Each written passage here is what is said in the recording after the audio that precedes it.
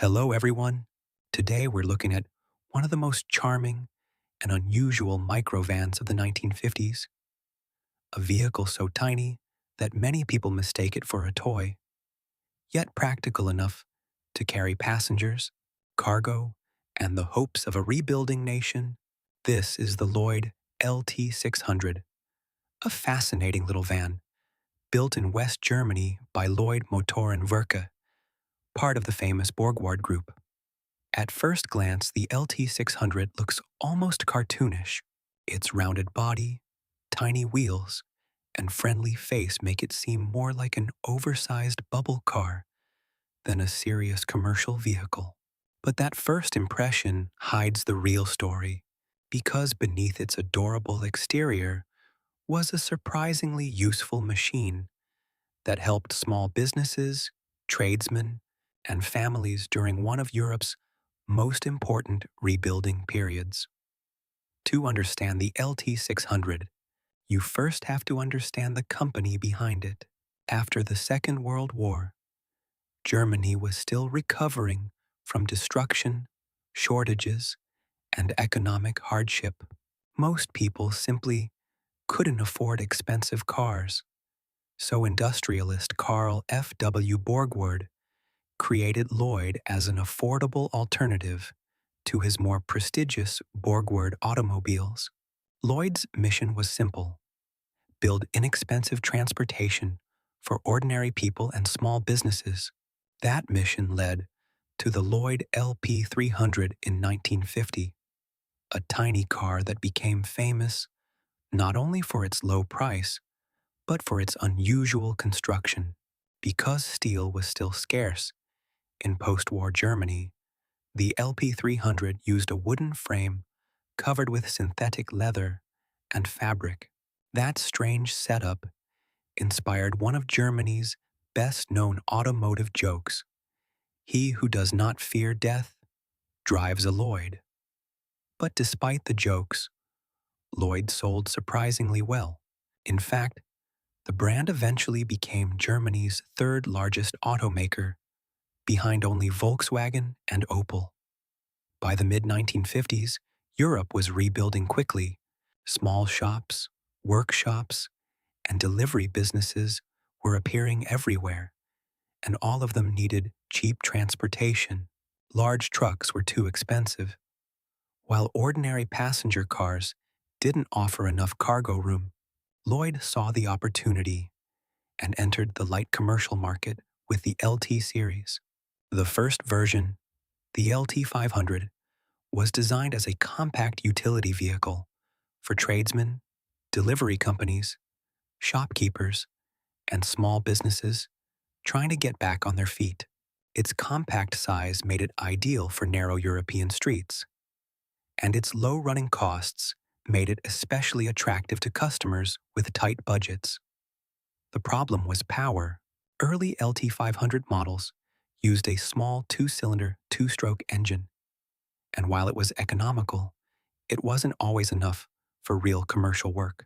So in September 1955, Lloyd introduced the improved LT600, and that's where the story really gets interesting. The new model used a much more advanced 596cc air-cooled parallel twin four-stroke engine with an overhead camshaft driven by a chain, an impressively sophisticated design for such a tiny utility vehicle. Output was only around 19 to 20 horsepower at roughly 4,500 RPM, which sounds laughable today, but context matters. In a lightweight 1950s microvan, that little engine was enough to make the LT600 genuinely usable. Power went to the front wheels through a manual gearbox, first with 3 speeds, and later 4 on some versions, and top speed reached roughly 53 miles per hour. That was enough to keep pace with secondary road traffic while still delivering excellent fuel economy, which was exactly what business owners needed. The LT600 remained incredibly compact. Depending on the body style, overall length ranged from about 11.6 to 13.3 feet, width was just under 5 feet, and height was around 5.3 feet. Curb weight sat roughly between 2,580 and 2,130 pounds. Those numbers made the Lloyd one of the smallest commercial vehicles of its era. Yet Lloyd's engineers squeezed an astonishing amount of usefulness out of that tiny footprint. Customers could order the LT600 as a panel van, pickup truck, flatbed, delivery van, or passenger minibus. And the minibus version was perhaps the most charming of all, because it could carry up to 6 passengers despite its tiny size.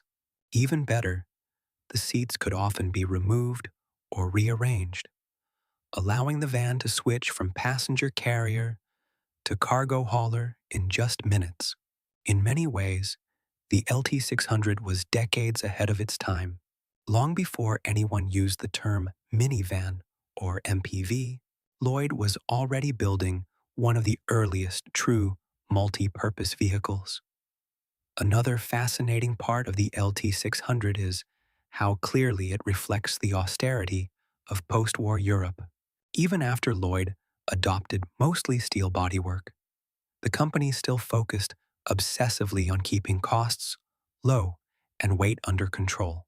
The body sat on a tubular steel chassis, which provided a strong but lightweight structure. The front-wheel drive layout was also an important engineering choice because it helped maximize interior space, something that was still considered innovative in the early 1950s. Inside, the cabin was simple, upright, and practical. Large windows gave excellent visibility, while the seating position allowed passengers and cargo to make the most of the limited space.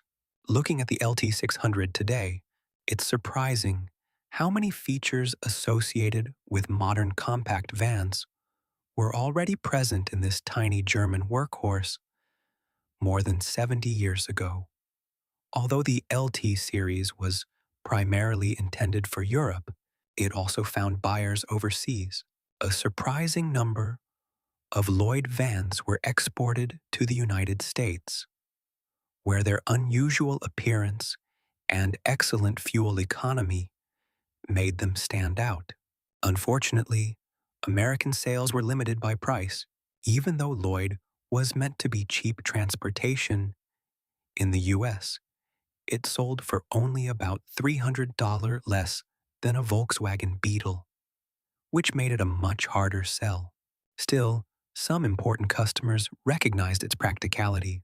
One of the most interesting examples was Pan American World Airways, or Pan Am, which reportedly used Lloyd vans to transport airline crews between airports and hotels. The idea of one of the world's most prestigious airlines using these tiny German vans says a lot about how practical and versatile the design really was. In recent years, the LT600 has found a second life through classic car culture and television. Many enthusiasts may recognize it from the History Channel series American Pickers, where a surviving Lloyd van appeared in Season 6, Episode 47, introducing the little microvan to a much wider audience. Appearances like that have helped turn the LT600 from a forgotten post-war utility vehicle into a collectible curiosity admired by enthusiasts and historians alike. Because relatively few survived in good condition, original examples are now highly sought after, not because they were luxurious or fast, but because they represent something much more important. And that's really the heart of the Lloyd LT600 story. It wasn't just a cute microvan. It was a symbol of ingenuity during one of Europe's most difficult periods. It proved that smart packaging, low running costs, and clever engineering could create a vehicle that was genuinely useful. Even with limited resources, it helped shopkeepers tradesmen, and families move forward in a world that was still trying to rebuild itself. And in doing so, it became one of the earliest examples of the kind of compact, flexible, multi-purpose transport that would later become normal all over the world. More than 70 years after its debut, the LT600 still has something modern vehicles often struggle to capture: charm. It's impossible to look at one without smiling, but it also earns respect the moment you realize how much thought went into such a tiny package. It may have been born out of necessity, but it ended up becoming one of the forgotten pioneers of the modern minivan idea, a little machine with a surprisingly big legacy. So now the question is this: if you had the chance to own one of these tiny German workhorses today, would you keep it as a quirky collector's piece? Or would you actually put it back to work?